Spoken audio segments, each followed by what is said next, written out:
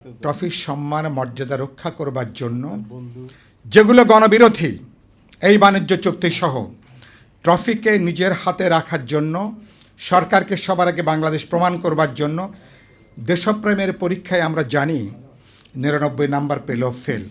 দেশপ্রেমের পরীক্ষায় ১০০-১০০ পাওয়া দরকার।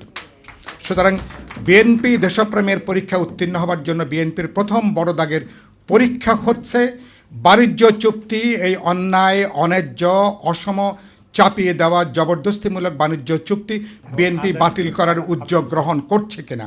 এটাই হচ্ছে বিএনপির জন্য দেশপ্রেমের পরীক্ষায় এবার পাশ করার ১ নম্বরের পরীক্ষার জায়গাটা হচ্ছে এটা। এবং আমি আশা করি বিএনপি এই পরীক্ষায় পাশ করবে। বিএনপির সাথে যেহেতু আমরা যুগপৎ আন্দোলনে ছিলাম ৩১ দফা নিয়ে, আমি এখনও পর্যন্ত এই আস্থাটা রাখতে চাই, এই ভরসাটা রাখতে চাই, যেহেতু সবার আগে বাংলাদেশ এই ঘোষণা দিয়ে তারা ভোট যুদ্ধে অবতীর্ণ হয়েছেন, মানুষ ধানের শীষে ভোট নিয়েছেন এবং তাদেরকে বিপুলভাবে বিজয়ী করেছেন।